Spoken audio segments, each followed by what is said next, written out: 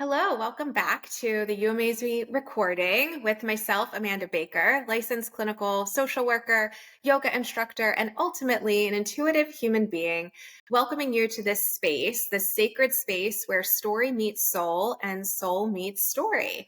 And we have a wonderful guest today, welcoming Angie Hawkins with us. And Angie is an inner glow coach. She transforms high achieving spiritual women from chasing love and approval to radiating fierce confidence so that they can finally feel happy, free, and loved for who they are, which so speaks to my heart because, as many of you know, that is my passion as well, really helping people move from love into this confidence, into their authenticity.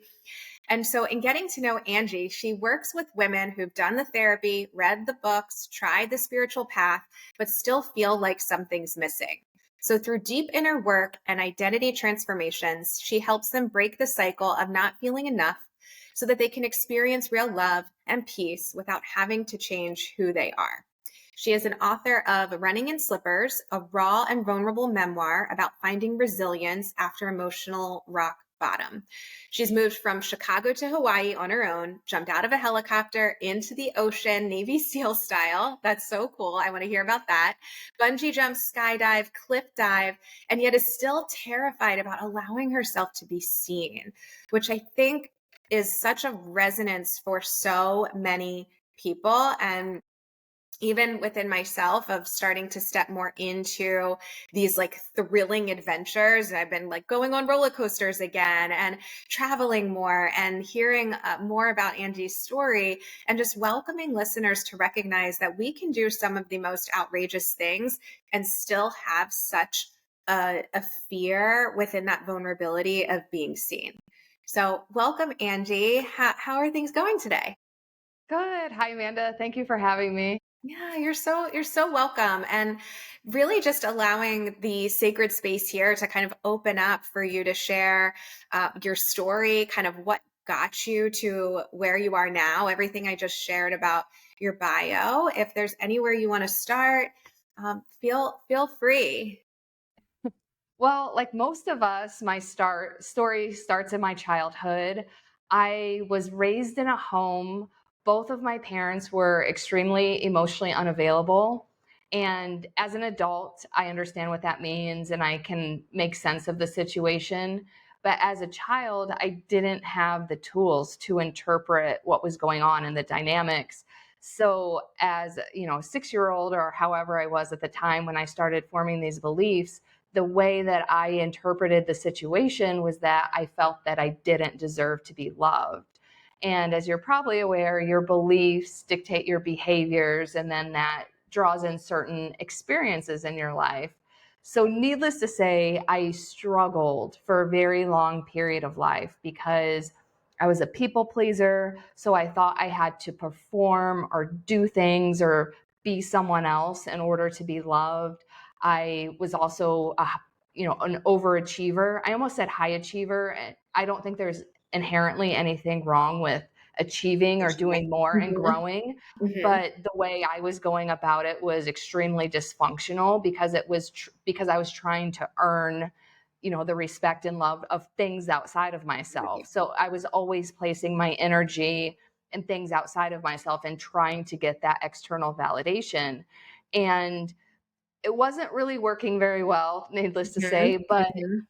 I didn't really know any other way of living. And quite honestly, for a very long time, I didn't even believe that happiness and fulfillment was something that was available to me. So it's like I didn't even really have the motivation to try to do anything else because it was just like, this is just the way it is. This is how it is. This is all you knew. And hearing you say that that happened, and you mentioned the age 6 years old, and it might even be younger than that. The It way, probably was. Yeah. yes, that conditioning occurs of, well, one, I think it's in kind of the unconscious or in out of the awareness of such young children to go to that negative, to personalize and internalize that if my parents are not available, if my parents are treating me this way, it must be something with me. And Yeah. to come to that conclusion of then, well, I'm not lovable or I'm not worthy or deserving of happiness. And then the ways that we compensate for that, the compensation of then, well, I must earn it. I need to Yeah. people please or change myself, that you didn't know, like you said, you didn't know any different. Yeah. And the other thing about that is, with perfectionism and overachievers, society does award some of those behaviors. So you do kind of get caught into this reinforcing cycle of like, it's not working and I'm not happy, but I'm getting these intermittent rewards. So, like, you still get pulled into that. Yes, it becomes perpetual and it becomes celebrated. The Yes. celebration of, right, of maybe winning an actual award, or the praise and the applaud that comes from if it's getting straight A's, or if it's reaching a milestone, if it's being Yeah. competitive and winning in sports. It is embedded in so many areas to promote external achievement that it's an addiction. It is, especially because when it comes externally, it's just very short term. Like, you win the award or whatever, and there's like a celebration, and then the next day is a new day, and you have to start over the cycle. Whereas, yeah, whereas when your validation is internal, it's still there.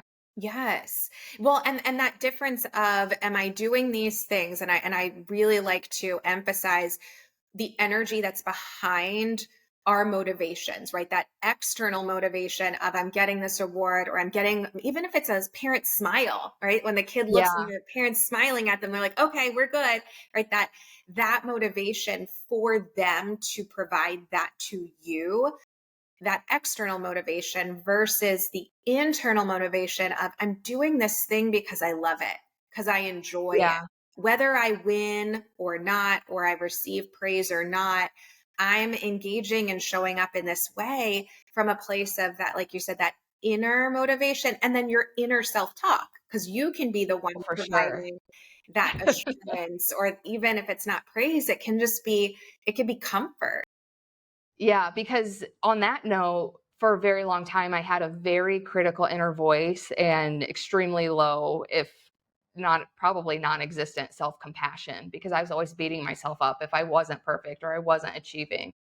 Yes, and I think that's common, which I appreciate us being able to have these conversations, and multiple kind of conversations that have occurred in this space, either with other people or myself being a guest on other people's recordings, because of how pervasive it is in our society, but maybe even other like societies as well, where we're so focused on reaching external milestones and kind of the achievement of that, and then also the cyclical nature of, where you say, like, every day's a new day, but I have to Yeah, start all over again. And then you add in that critical voice on top of it, because sometimes it's that critical voice that's kind of the mean coach shaming yeah. you into, you got to do better, you got to try harder, you got to do it again, and you might not even be aware that your own inner voice is so harsh and critical. Right. I didn't even realize until I like started my healing journey in earnest, and I was actually like embarrassed of how mean I was to myself. Me too. Honestly, me too. Because thinking similarly in our fields of work, that, well, what you've evolved into in helping women, through coaching, and in my role as a therapist, we like to think that, we have the like positive voice, or we have the healthy mechanisms, uh, Hmm. but it can be so embedded. And when it's brought to awareness of, oh, wow, I talk to myself this way, my inner voice is this way. And I actually think when you get to that recognition of it in yourself and you work on it in yourself, that you actually are more equipped at helping people because you've been there. For sure. I know, because like so many people that I help, I have so much empathy because I was where they were at one point. So yeah, tell me more about. I know you said like the recognition about the harsh inner critic, um, little to no self compassion. What did you find, I guess, over the course of your upbringing or even into adulthood, that this overachievement, the people pleasing, the beliefs of not maybe being lovable, what other, aside from the harsh inner voice and little self compassion, what other, I guess, negative impact or consequences did that evolve to having on you in your life? There's so many, but like a few that just come to my head is in relationships, and I'm referring to romantic Mhm. and friendships, because at the time I knew that I was attracting partners that were not treating me the way I deserved to be treated. But in my mind, it's like I didn't think I deserved any better. So I was always attracting low quality romantic partners. But now in hindsight, I realize like how shitty a lot of my platonic friends were as well. And I think it came from that same mindset of like, well, this is all I deserve. And, like this is Yes. how I Right. deserve to be treated. Yeah. We tend to repeat similar patterns and dynamics of our childhood from parent, right? Parent child dynamics, caretaker dynamics, those really impactful period of time that those early relationships have, from like 0 to 7, we're like sponges. And Yeah. so, right, like even a minor way that a parent talks to you or says something to you when you're 2 years old can have that impact to bleed into or reinforce that belief of I'm not good enough or I'm not lovable. And Yeah. so when that becomes the familiar and what you're used to, then when you start to establish friendships, so the platonic relationships, and I think that gets missed. So many talks, experts, books speak of the romantic partnership and the way that people repeat those types of same relationships with romantic partners, maybe not treating them well or continually feeling not worthy or unlovable, that can happen in our platonic relationships and our friendships as well. And those are people that you surround yourself with a good amount of the time. Yeah, and it makes a huge difference because, my mom was overly critical. So I tended to attract female platonic friendships that were overly critical. And it wasn't until I was an adult that I was like, oh, this is not healthy. And it was actually ruining my mental health and contributing to my, rock bottom moment. And something I bring up in my book. I wish I would have went into it in more detail in hindsight, but I think Mhm. something we don't talk enough about in society is friendship breakups because those can be just as hard and difficult as romantic relationships. But sometimes when you're in a toxic friendship, like boundaries are not enough and you have to actually cut the tie.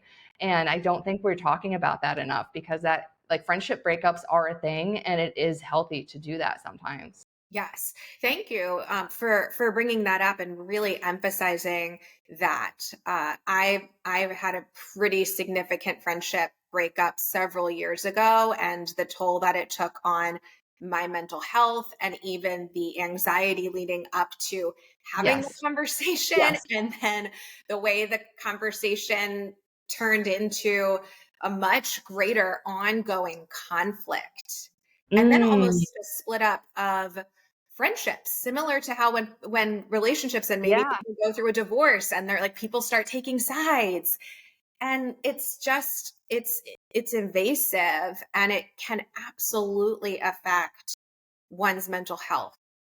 Yeah. And I know you're into words. I like how you just use the word invasive because that's a really it like sounds strong, but it's really relevant. Really, really relevant, because it bleeds into, or it like weaves itself into multiple areas of life. Like, I don't think it's just, oh, this is my social area of my life. This is my mental cognitive now way of thinking, right? The thoughts of like, well, am I crazy? Am I doing Yeah. something wrong? The feelings of anxiety or even like sadness of a loss. You Yeah, the grief is real. The grief is real, then the physical toll, right? If like for myself, I lost so much weight around that time and not even realizing it. And also trying to tell myself, like, this is just a friendship, it's not a big deal.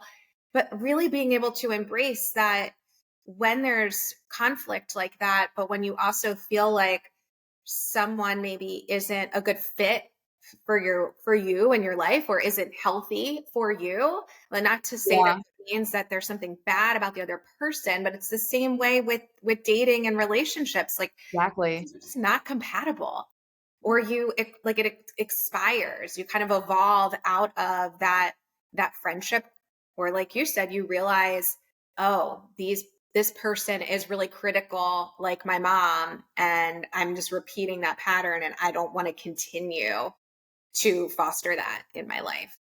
Yeah. It's just What something we don't talk about enough. Yeah, so I'm really glad didn't know where this conversation was going to go, but I really do think that there's plenty that can relate, and the more that we talk about it to feel less alone, and the more that we um, mm, promote or just encourage people that it's okay for friendships, one, to have like a natural fade, but also to be able to have a like clear cut ending to a friendship. Yeah, and it's never easy when you break up with a friend, but it is really empowering to be like, "Hey, this isn't working for me anymore, so I'm choosing to step away." Yes. So yeah, if you're open to it, share kind of what occurred with you, if there is a specific example, or how, because I think people might want to know, well, like, well, how do I even start going about it? Maybe someone's been thinking about Yeah. doing it for a while and are building up the courage to be able to do that. And that's a good question because I'll tell the story about the first time that it happened to me, and Hmm. I wish I could say that that helped me form a blueprint for how to do it going forward, but honestly, I don't know if there is a good way. So I'll tell this story and then I'll expand on that Yeah. thought. Thank you. But basically, the first time I broke up with a friend was after my dad died in 2017. So this was a friend, so that was 2017. I think we had became friends in, and I actually, this story is in my book. And I think I call her Lily in my book because I changed all the names. So I'm Okay. changing her name here too. So I'll call Yeah. her Lily. Yeah. But anyway, I originally met her in 2007. We worked together and we became friends. And so over the course of that 10 years, we were the kind of friends. Sometimes it was really strong and we would hang out all the time. Sometimes we would go maybe 6 months or more without even talking at all. And then someone would come back around, we'd pick back up. So it went through different phases and it was never anything that was decided or whatever. We were just following this natural flow of things. But she was definitely someone who was super critical of me. The example that I can think of in my head right now is my side hobby is fingernail art. And I'm not a professional Yeah.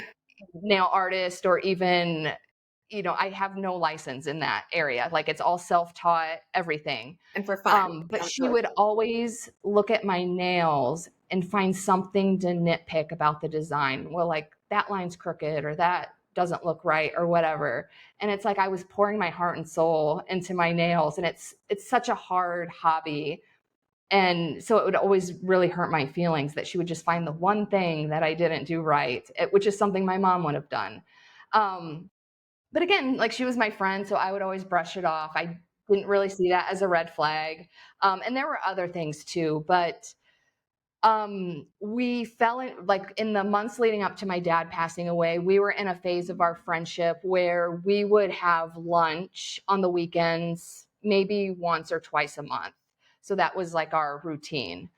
And so after my dad died, I reached out to her and I was like, "Hey, my dad died. Would you like to have lunch this Sunday?" Which inviting her to lunch is something that we would, again, this was like kind of part of our routine at that time. So her response was, it was really cold. And I know text messages are weird, but she was like, "Sorry for your loss. Let me check my calendar and get back to you." Like I was something that she had to like, Oh, rearrange her life for or whatever. yes. Yes. But again, I was giving her the benefit of the doubt, which is something I think I would do today because I know text can be weird, especially if you're in a hurry. But then she didn't respond. Like she didn't get back to me. And And then like your dad had passed. Like my there was dad a had just died. significant event. This wasn't just, "Hey, do you wanna get lunch?" And she said, "Let me Right. get back to you." And no, like there was a significant event in Yeah, your 'cause even if it was just, "Hey, do you wanna get lunch?" and she didn't respond, that would have been weird. So this was even weirder I see. because I'm like, "Hey, my dad died." Which I guess I could have said like, "Hey, I just need like the emotional support or something." I don't feel like that needs to be said. But anyway, Mhm. so Sunday came and went or whatever day I proposed. We had lunch. She didn't respond. Like a month later, she initiated a group text. I think there were 4 or 5 of us, and the other people on the group text, they were her friends. Like I knew them, I had been around them before, but none of these other girls were people that I would have like text directly to do something with because I was not that kind of friends with those girls. But she sent this group text, "Hey, do you guys want to have lunch this weekend?" I was like, I almost said pissed, but that was not how I felt. I was really heartbroken. It hurt my Hurt. feelings Yes. so Yeah. much because I was like, you haven't even responded to my request about lunch. And now you're initiating this new request with these other people that, again, I don't even consider them friends. I just knew them through her. And so I like removed myself from the group text and did not engage because I was just like, I was so offended and so heartbroken. And I was going through so much other stuff that it was like I couldn't even like think of anything I wanted to say to her. So so then like a month after that, so this was like 2 months after my initial text, she finally texted me, and it was like on a Friday like, and she was like, "Hey, yeah, if you're available for lunch on Sunday, I'm available." And I was just so stunned. And again, like no mention of my dad, like, "How are you doing?" Nothing. It was just like, "Hey," like she was just finally responding to checking her availability. And again, I Months was later. so, Mhm. yeah, and I was so heartbroken and stunned. And I'm the kind of person, I usually respond to text within the same day. Like I'm a pretty good responder, which is kind of a trauma response because I'm hypervigilant, but Yeah. that's another story. But my point is to say, like, I usually respond to texts pretty quickly, but I was so stunned and again, heartbroken that I was like, I just didn't respond because I had no words. Because I was like, how can I possibly respond to this? So then the next day, she texted me. She's like, "Hey, you haven't gotten back to me. What do you think about lunch?" And that's when I started getting pissed because it's like, you took 2 months to respond to me, and now it's been like a day and you're like nagging me. So that's when I just started thinking, and I'm like, you know, like, what is the purpose of having friends in life? Like, yeah, to have fun and hang out, to have lunch like her and I did. But it's like, if you can't depend on someone when a parent dies, which is like a major life event, in my mind, I was just kind of like, what's the point? Like, I honestly didn't see the value in my friendship with her.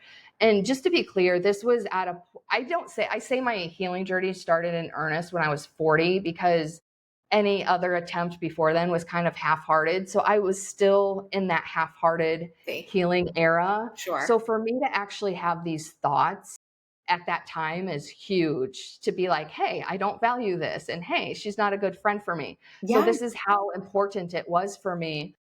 And I was just like, that's just not the kind of friend I want in my life. So I sent her a text, and which again, I feel it was very emotionally mature at the time. I was just kind of like, hey, my dad died. I reached out to you for lunch and you avoided me for 2 months. This is just not the kind of friendship I'm interested in. Thank you for all the good times, but I'm ready to move on. Mhm. Mhm. Um, and so her response was, she's like, I really value our friendship, blah, blah, blah. Can you reconsider it? So I was like, fair enough. So I slept on it and I woke up and I was like, no, it just still feels really gross. I'm not interested in this. So I responded back. I was like, hey, I thought about it. I slept on it. And, I'm sorry, I'm just not interested. And she totally just lashed out on me, telling me like what a horrible person I was, blah, blah, blah, like all the things. And I felt like shit for like several weeks. Like, did I make the wrong decision? Like I took it all very personally. Whereas now in hindsight, I just see like, it's kind of like when, you reject a man and he gets all pissed off, like they're just like butthurt, right? So it's the So in defensiveness and the yeah, attack so in hindsight, versus I think that's what it was. Mhm. Although she may have gripes about me, and that was just like her way of letting them out. But yeah, it didn't feel good. So then the next time I broke up with a friend, I just ghosted him because it's like he's not going to agree with the reason why I'm So breaking up with him. yeah, nervous and concerned, you'd have Yeah, the person so would have I ghosted him.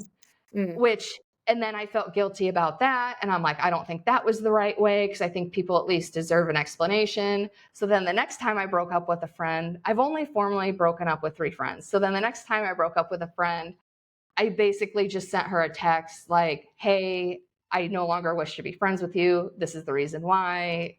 You know, I Yes. wish you the best." And And then I think I blocked her. So that way it just like, here's the explanation that I think you deserve, but I don't wish to engage with you. And so my point is, I don't really know if there's a right way to do it. Also, there have been thoughts of like maybe I should have done it in person.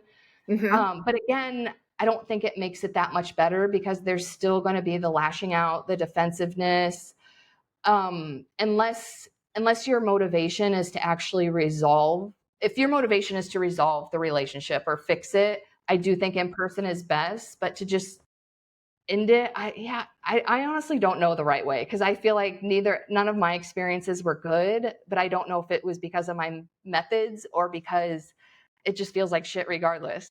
I think it feels like shit regardless. I think like these experiences in our humanness relationally, like I truly believe that we heal or evolve, we grow, we learn through relationships. And that's Yeah, not just your romantic relationships, that's not just your parent-child relationship. That's your friendships, that's your relationships with coworkers. That could be an exchange that you end up having with someone on the street. Like we're mirrors for people, and they're reflecting things back to you, and each person or each relationship kind of serves its purpose for the period of time that they are involved in your life. And some of these sounds like, especially with the one that you went more in depth with, the first one was a showing you kind of that critical similarity with your mom, and maybe for a period of time like that felt familiar, or yeah, that was comfortable for you. You weren't as bothered by it until it started to build up. And maybe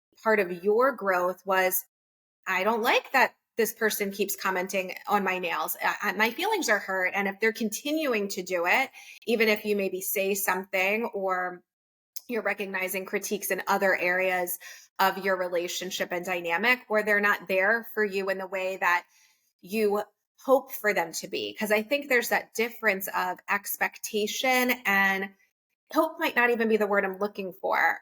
Because I don't want to say need either, but the way that yeah, someone kind of can fall into your life of like, well, they're there for me and I value that. I'm going to appreciate and nurture and foster that relationship. Whereas when someone shows you that there's was this significant loss in your life, and that person could not provide the space or the support for you, then you get to decide, like we really do have a say who we want in our life or not. But when we then have a breakup or have those conversations, I don't think it's going to feel good no matter how it's done, or if yeah, there really is a right way. A lot of it is that trial and error, because you could say, well, maybe I needed to do it on the phone. And, I, or in person. And I did the one major one that I had on the phone. And then it still turned into like email exchanges and text messages and uh, person, and like dragging on, like how some do in breakups where they're like, I just refuse to let go. And yeah, really having to like cut that cord and set that boundary of like, I'm making this decision, and hopefully the other person can accept it, even if it's sad, because it's still a loss and a grief on both sides. Though that doesn't mean Yeah. we don't do it. That doesn't mean, oh, we've been friends for a long time, so we're going to stay friends till the rest of our life. I think we need to get more used to and courageous in making decisions when it comes to friendships, relationships, or really anything in your life, because you are the one designing your life. And so when Yeah. you get to like step into that sense of empowerment of I get to choose and I'm building upon myself or yourself to step into what you're ready for, right? And then it's like, well, now I'm ready for new kind of friendships, but you still might end up becoming friends with someone who is similar to the person before, but you're learning through that. And so you may need to have more kind of breakups until you really get to the ones that are the healthiest for you. Yeah, and I will say anytime I've lost friends, whether due to like an intentional breakup or you made a comment earlier, some of them do just fade away and it's Yes. natural. But Yes. anytime that has happened, and it happens because you're growing and evolving as a person and they're just no longer Ye- fitting that journey, Yes. but anytime that's happened someone better has filled that void. And which is similar to like relationship patterns. Usually after a breakup you draw on someone better, whether that's like your final life partner or not. It just shows like proof of your evolving. Of your growth and the Yeah. opening the space of, well, now this space gets to be filled by someone or something else, Yeah. yeah, that you get to put your time and attention to. And so yeah, I think people hopefully will find just some comfort and courage in that they're not alone. And if people want to share their stories about their own like friendship breakups or how they're feeling about it. I don't think that we're here to give the answers. It's more just experiences and the way that you've experienced it and kind of how that's influenced your life in a way to be more purposeful and discern kind of who you want in your life and how that's affected your overall like well-being in your journey. Yeah, Yeah. because a huge theme for me used to be that I surrounded myself with unloving and unsupportive people, and I didn't realize how negatively that was affecting my mental health and life. And then eventually, over time, I started intentionally surrounding myself with loving and supportive people, and it's a total game changer. Yes. Yes. Well, because we're that what's that quote? We're a combination of the five people that we spend our Well, yeah, most time that's so with. true. Yeah. And so if they're more like negative and then you might have, right, like that might bring out the negative in you and vice versa. And so when you're saying, I want to be more of this like loving, light, supportive, caring, compassionate, empathetic person, but you don't want to just offer that to someone who's going to suck all of that out of you Yeah. either. So, yeah, so if we go I have like two questions. I want to know more about like your rock bottom, and then I also want to know more about like what's at the heart of your book, and those might Oh, go yeah, together. I they don't do. beautiful. Yes. Yeah. Share I'll more. try to intertwine them as I talk now that so I'm glad you like led with that. Well, so I think where I left off before was basically that I was living my life a certain way. I was unhappy and unfulfilled, but I just didn't really know what to do about it. And even if I had some clues, I just didn't even think that was available for me. So the first turning point was when my dad died, because I was 37 years old and I had spent 37 years not feeling my feelings, running away from them, repressing them. And right before he died, my boyfriend broke up with me. So having two things happen at the same Exactly. time, Hmm. I was plummeted into this grief and I couldn't hold back. I tried to hold back my feelings, but it was impossible. Like I could not stop feeling my feelings. And this happened at the beginning of 2017.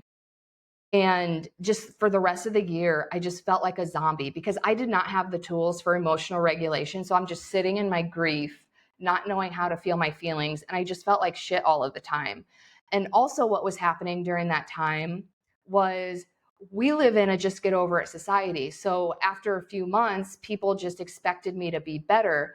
And in all fairness, I do have the tools for emotional regulation now. But if, my mom is still alive, but if my mom died, I can tell you right now, I'm not going to be over it in 2 months. No, no. So, Why do yeah. we So expect that?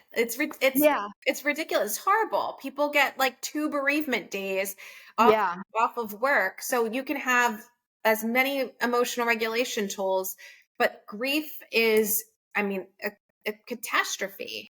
It Yeah. So the idea for my book came about this during this time because I felt like shit. And like you go on Instagram and everyone's posting all these pictures about how happy their life is and all these fun things that they're doing. And Instagram was different back then because now there are more accounts like about grief and other things like that. But it was not like that in I got 2017. It was all like, this is what I had for dinner. This is my vacation. This is I how fun remember. my life is. Because it was all just pictures back then too. It wasn't like the reels and stuff. But then also, like in real life, people were expecting me to put on my happy face. So I was, and like everyone else has on their happy face. And I remember I would just have these moments like where I would think, like, I cannot be the only one feeling like this. Like everyone's pretending to be all happy, but like, are they? Like, are there have to be other people like me? So I had this idea to write a book, and I wanted it to be a memoir, and I wanted it to be like really vulnerable about like the shitty things that happen to us because life is hard and nobody avoids the shitty things in life. Nobody. So I was like, I want it to be about the hard things and the struggles and not just like the happy moments. But again, at this time, I'm still afraid of allowing myself to be seen, but this was like at a time where like it wouldn't Good even one. be a possibility for me Mhm. to publish a book like that because it's too scary, all the things. But that's when the idea came about. Okay. But anyway, in early 2018, probably because it was a new year, I was like, I am sick and tired of being sick and tired. I need to make some changes in my life. And I decided that I was going to move from Chicago to Hawaii, which was well intentioned in the sense that I was finally pulling myself out of the rut and making intentional decisions to change my life. But it was not well intentioned in that I was still searching for things outside of myself to be the thing that made me feel better. So, needless to say, you can't move away from your problems. So, I moved to Hawaii, and not only did I still have the same problems, but I developed a whole new set of problems. So, for example, this was 2018. It was before remote work was the trendy thing to do. But I was very fortunate. My job allowed me to move to Hawaii and keep my job. However, right when I moved, there was a huge management shakeup at work that threatened my role. So for the first year that I lived here, I lived in constant fear of losing my job. And then, oh, I had a really hard time making friends when I first moved here because of the cultural differences and everything. And then the other major thing that happened right off the bat was I bought a condo immediately to prove like how committed and all in I was on my decision. And then a month after I bought my condo, a shared pipe overflowed into my bathroom sink and Oh, I wasn't home. So my entire condo flooded. So this is just the beginning. And then like the next 2 years was like thing after thing after thing. Like my grandma died. Like there was always something. And then COVID happened. So I don't think I have to describe how that exacerbated the situation. right. But then I had a relationship end during COVID, and that was just the straw that broke the camel's back because I think we all have times in our lives where we're like, I can't take this anymore. So I was definitely at that point, but the dangerous part about this situation was in addition to that feeling, I just had this overwhelming sense of hopelessness because it's like nothing has been going right. I tried to make a change in my life. It didn't work out. It's actually really sucking. And now there's COVID and I just did not see any hope for the future. So I intentionally overdosed on my anxiety medication and I spent a day and a half unconscious in my bathroom. I spent another day and a half in the hospital and I was released from the hospital and I came home and Mhm. I called a friend and I told her everything that happened. And I ended with, I can't believe I didn't die. And her response was, it's not your time. And that was so profound because I was kind of at this crossroads because I felt worse than I did before I took the pills. So I definitely think there was a chance I could have tried again. Okay. But when she said that to me, I was like, I think I have a purpose. And I didn't know what it was, but I was like, I want to figure it out. Yes. Yeah. So, That but line sounds so profound and impactful. Not even that, right? It's not your time. That's not necessarily a profound line, but the meaning that was made by you and the transference of that, right? The power of words and the yeah. transference from that person to you that led some type of spark to really click of, oh, I have a purpose. Yeah, because like she could have said, "You're not meant to die," or something like that. But it was just the way she said it. Like, it's not your time. Because now I believe like we all have an expiration date, Hmm. and like you don't know when that is. And it's like, oh, that wasn't mine. And also, it made me realize how crazy it was that I didn't die. Yes. So I was like, I think I'm here for a reason. Like, yeah, it was so profound. Yes, it's something beyond our logic that Yeah. that really I'm sensing is there because it's like a knowing that you're saying of maybe the level, the extent that you took those pills and that hearing that you were in the bathroom unconscious for a day and a half and however you were found and then sent to the hospital, but that you lived through that. Well, so here's the other thing. So I was totally blacked out at home, but somehow I managed to text a friend and she took me to the hospital. Oh, So okay, for okay. me, that just shows like how the profoundness of our soul, because I think my soul wanted to be alive regardless of what my brain or heart was thinking at the time. Yes. So that was also kind of added into the mix of like how, and also because I remember looking at the text that I sent the friend, it was just basically just gibberish. Mm. But then she was concerned and called me, and then I was talking gibberish, and she was like, "I'm coming to get you." So that's how it came about. But I was blacked out, so that's like the miraculous part about That it. really is. I have chills in just thinking Yeah. because you're disclosing, you're acknowledging that you took those pills with the intent to die. Yes. Yes, yes. And then in the course of that, you got to the point of like blackout, the deliriousness, but yet coherent enough to send a message or talk to a friend, but not being coherent. Yes. Right. I mean, So yeah. that's Also, I think it's notable too, because even me now, I have a hard time asking for help.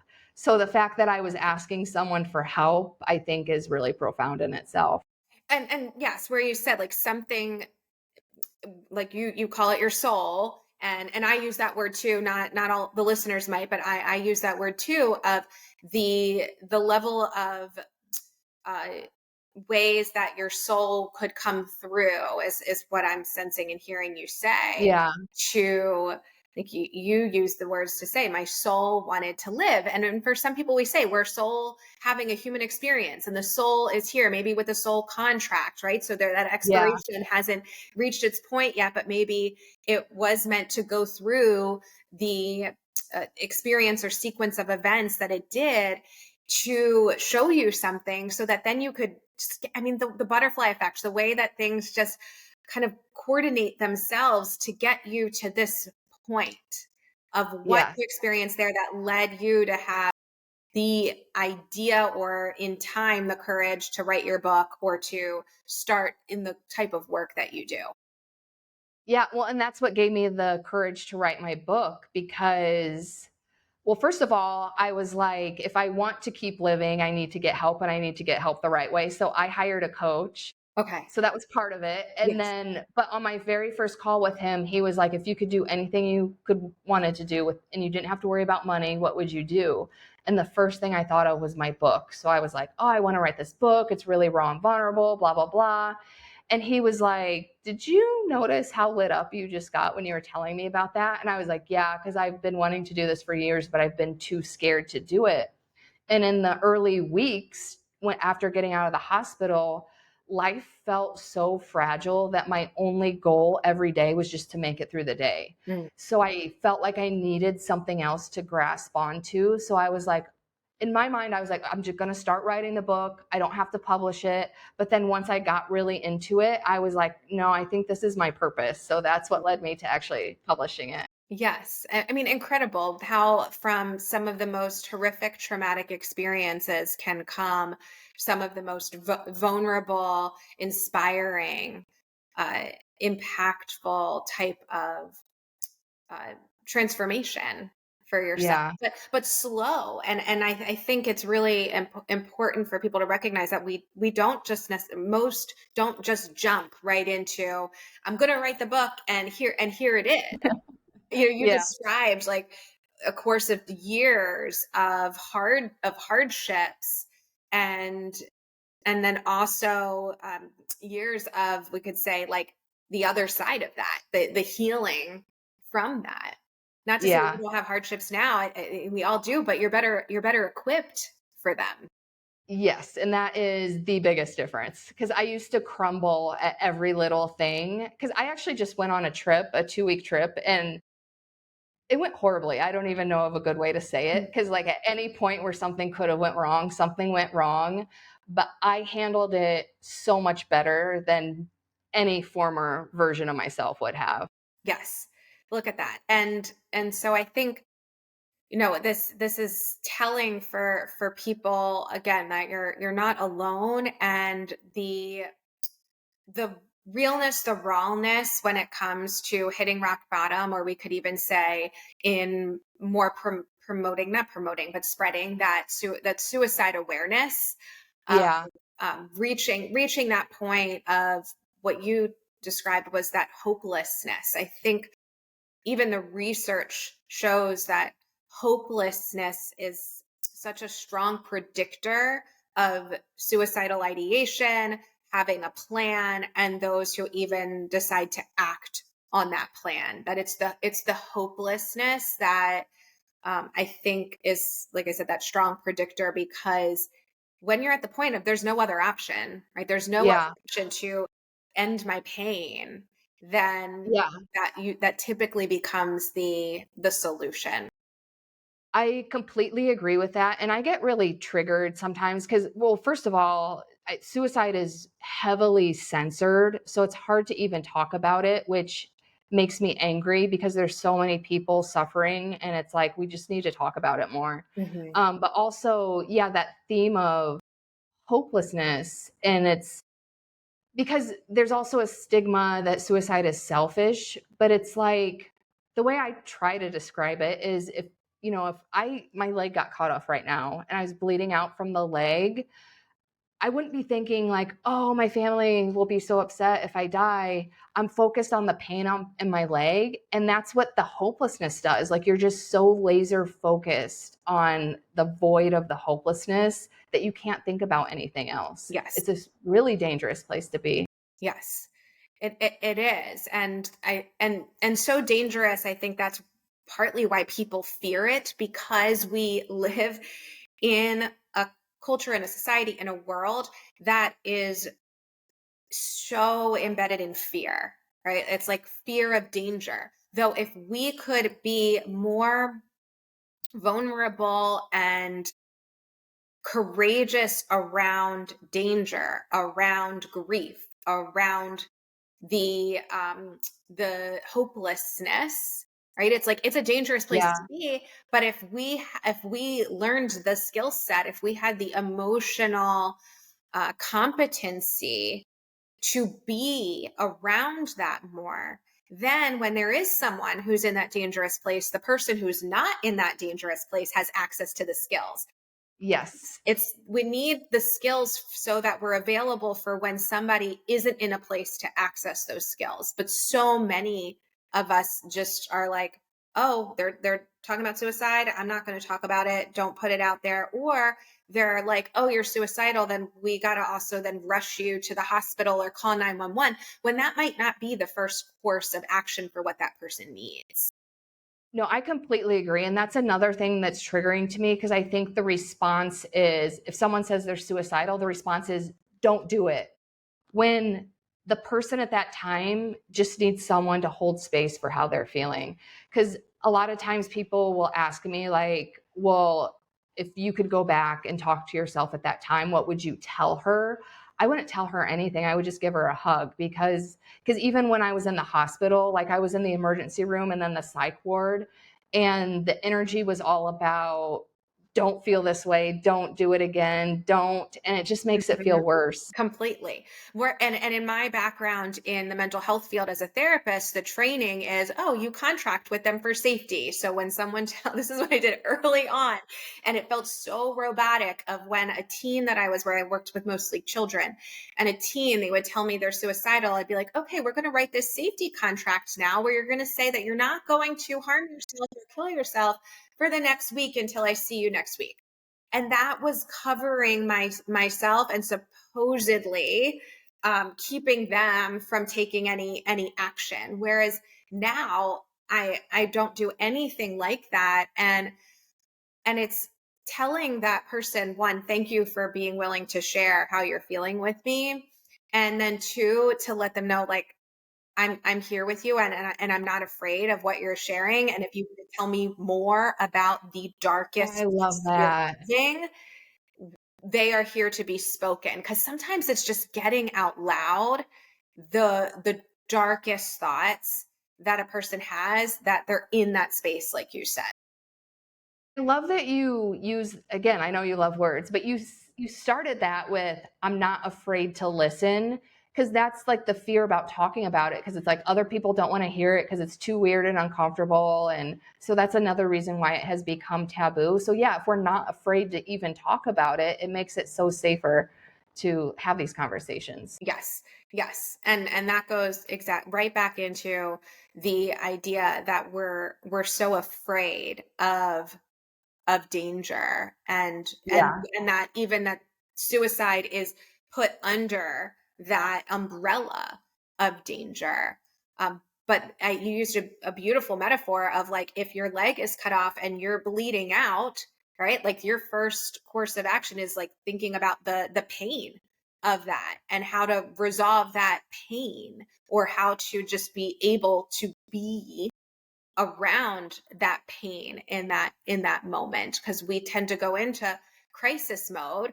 But sometimes the course of action is not treating something like it's a crisis, but literally trusting in our ability, in our body, and in our human ability to survive, right? Like, when you Yeah. feel like a wound, yes, it needs the support. You might need to wrap up that wound, but the body heals it. And I trust the same way with our mental health, that if we hold the suicidality, that you will actually be able to kind of go through the reprogramming yourself to come out of it. I love that. Yeah. Yeah, and I never thought that of it that doesn't way. mean yeah, that doesn't mean you still don't go to be like evaluated at the crisis center. You still don't go to the hospital. You still don't go to those inpatients. But every person is a unique experience, and each needs, I think, that intuitive type of response. And that's a listening to your soul, to your heart, to you, and to the person that you're there holding space for. uh, Yeah, and that is so key. yeah, the intuition is such a huge part of the work that I do, and I was even going to say this earlier when it comes to the friendship stuff. It's like, listen, because you gave a lot of reasons why you were ending that friendship with a friend, and I felt similarly that when I've ended a friendship, I had to explain myself. But sometimes it's just, I don't think that we're a good fit. Period. Something Yeah. intuitively can be saying that. And actually that in terms of like actually having a plan and advice, I think that's really great advice, because in general, and that's what caused the lashing out in the first time, is because I was trying to explain myself when the truth is there's nothing that I could have said that she would have understood. So I could have just left it at this isn't working out. Yes. And so maybe, and look how we come back full Yeah. circle. Sometimes that less is more. And so maybe the suggestion is to say to people, like, You don't need to take the time to over explain or come up with like a really long message. That sometimes being short and then respecting or holding the space for your own emotions, and if the other person does want to express like, oh, okay, I'm really hurt by this, you can have compassion. That doesn't mean that you change your mind on what your Exactly. decision is. Yeah. Yeah. So See, so we just came up with advice. yeah, we did. See, and sometimes when you leave something and you come back to I it, actually like this. Yeah. it shows that we don't have to figure everything out.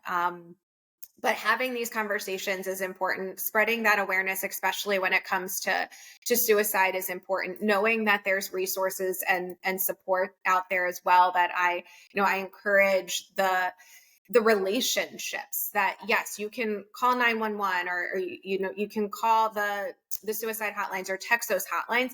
But I really think what people need and what we intuitively know and what you did even in the midst of being blacked out is is reach out to a friend, call a support person, a loved one. You have a close relationship with your therapist, with your coach, with someone in your life that can hold that space for you. Yeah. Yeah. Yeah. Well, this is beautiful. Beautiful, Angie. Is there more that you want to share? Do you want to let people know how to find you, your book, your offerings? Yes. So the best way to find me is my website. It's called runninginslippers.com. And Running in Slippers is also the name of my book. And I don't even think I mentioned the name. And the name, a lot of people ask me about what the name means. How I came up with it is in the introduction of the book, so I won't give that away. But basically, running in slippers is a metaphor for life because, oh, and also in Hawaii, flip flops are called slippers. So it really means running in flip flops. I But didn't know it's a metaphor for life because running in flip flops, it can be adventurous, playful, and fun, but it can also be dangerous, scary, and painful. So that is the meaning of running in slippers. So my website obviously has information on where to buy. It's available paperback, Kindle, and audiobook. And I narrated the audiobook. I know that. Amazing. audiobook listeners like that. And then also there's information on my current coaching program, which is called Shine from the Inside. And basically, I help high achieving women stop dimming their light for love and learn how to love themselves so fiercely that the world cannot help but love them back. So, oh, and also, I offer free 60-minute Find Your Glow sessions where we work through whatever you're struggling with in the 60 minutes. And at the end, we will talk about options going forward. And Shine from the Inside is not for everyone. So if I cannot help you, I know other coaches and therapists, etc. So I can refer you to someone who can. So the goal of the call is to get you help.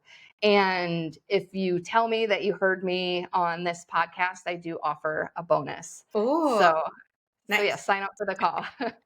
No, I love it. I love your energy, Angie. I love the interconnectedness too that's been happening between coaches and myself as a therapist. As I'm Agree. like the overlap in the way that especially for you is your lived experience, and it's been an inspiration and a model for me because it's helped me as a therapist who learned you don't disclose your life, you don't share your personal information Yeah. with clients to start to do that more, because I truly feel that the most powerful forms of growth and healing and really coming into living is through our humanness and through connection.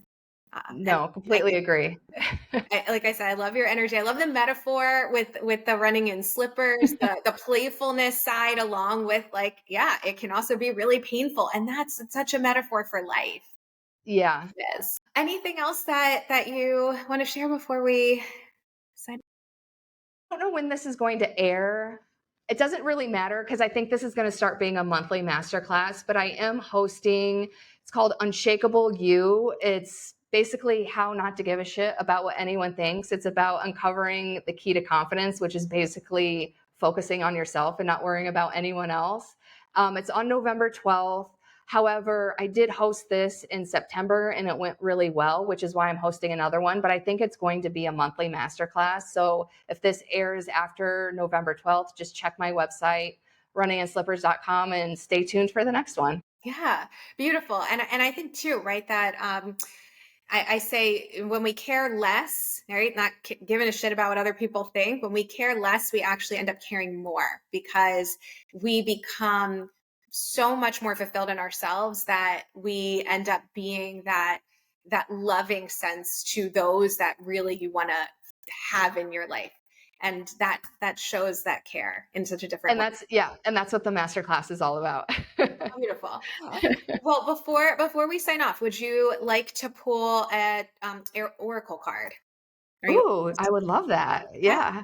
fun. Yeah, I like to pull these. One for any type of message that might come up for you and I in our discussion, as well as just a takeaway for the listeners. I tend to use the oracle cards not really as any form of type of psychic reading, but more just a message, an intuitive message, or a space of resonance that might come up for you or from the card. So Okay. I have so many decks. I'm looking over at them right now, but I'm going to name two or three, and then you tell me what you feel called towards. So I have an animal spirit deck. I have a starseed oracle deck, and then I have an herbal astrology deck. Animal spirit. All right. So yep, this is the wild unknown animal spirit deck. And I used this actually in a recording that just aired yesterday. So we ended up pulling from this one and another one. And so it's fun sometimes to be able to use them more than once and in the same week. So I'm excited. Or sometimes it just shows that like the energy is connective of like you and Yeah. other someone else wants to pull from it too. So I will shuffle and you tell me when to stop. Okay, so right or left hand, Right. and then top or bottom? Bottom. Okay. Oh, we have owl. So anything. Birds. Yeah, birds are like highly important to me because my dad visits me as birds. Oh, okay. And you talked a good bit about your dad in our conversation. Yeah. Yeah. Yeah. Yeah, because we're still in contact because I've actually developed a closer relationship to him in spirit. Oh, that makes me want to cry. Go But ahead. he's been coming to me like he comes to me in other ways, but he's been coming to me in birds a lot. Like the reason I just almost started crying is one day I was filming something. I was taking a walk and I had this idea for content, so I was just filming it as I was walking. But then when I posted it, I saw because I actually mentioned my dad in the video. Yes. As I was talking about my dad, that like some birds were flying in the background. I live in Hawaii, so there's like chickens and roosters everywhere. All Mhm. these like roosters and chickens started appearing in the background. But I mean, I'm not exaggerating when I say there were birds everywhere in the background. Once I start talking about my dad, but I didn't notice it until I was posting it and it was Oh, and then you replaying. saw it behind you when Yeah. you shared And I the was video. like, holy shit. That's incredible. That's Yeah. really incredible. And I fully believe in signs and synchronicities and um, the way I've heard from multiple people after losing, especially a parent, that they got closer with that parent after they passed. Yeah. Yeah. And it's different, but it's really special because he shows up for me way more than he ever did when I was alive. So even though he's not like physically here, it just fills my soul way Yes. more. Yes. And I run a group. It's called Alchemize, and it's mostly in person. We do have the online options, but really the group is now really evolved in a way of creating experiences. So we do different activities together. And so part of the group Yeah. is we've gone to cold plunge and hot saunas. We've had potlucks. And so just this past weekend, we had a psychic medium come. And the medium shared that in her belief that once you pass over and go to the other side, like all of the, you could say like narcissistic traits or negative traits, the resentment, the negative emotions all go away. And so parents who were, whether they were narcissistic or emotionally unavailable, emotionally immature, whatever words we want to call people these days, it just leaves because I believe they're protective mechanisms that were built from their own trauma. And so when those are able to come down, all there is just pure Yeah, love. and I totally agree with that because my dad, when he was alive, like he was an alcoholic. I think he was depressed. There were probably some other issues. And you've probably heard the term meat suit before. Mhm. Like that was just his meat suit. Like when Yeah. I am in contact with him now, it's just his pure soul and he's not masked with all the addictions and all that stuff. So, yes, I totally believe what she's saying. Yeah, so it's so nice just to hear more and more of that confirmation from other people and in their experiences, because loss can be such a devastating thing in our physical form, but you still have that connection. Yeah. Yeah. So let's read what owl means, just according to the author of the book. I love this is one of my favorite decks, and one thing that the author shares really is the and it says it uses the word divinity, but it's this intertwined uh, kind of two threads between humans and animals. And so the ways that human and animals are connected. And so let me go real fast to the owl. So that's going to be air. Well, I'm an air sign. Okay, so even more. So the owl is abundance, clairvoyant, and treasure. The owl is a mysterious and otherworldly creature found in folklore. The white owl in this particular deck is the champion of the goddess Lakshmi, which represents wealth, beauty, and good fortune. So when the owl appears, it is an omen that your treasure is on the way, either in spiritual or material form. With the owl wisdom on your side, you will see and know exactly what to do, how it can further your dharma, your purpose, and bring more abundance to the world. Trust that the wellspring of treasure is infinite. When in balance, you will feel more trusting, secure, and generous. To bring into balance is to offer to others. So look at that. Love that. Me too. So I think Such a special way to end. oh, you're so welcome. Yeah, just take that treasure, that abundance, that continuation of your purpose, and we'll keep just spreading this. So thank you so much for being here.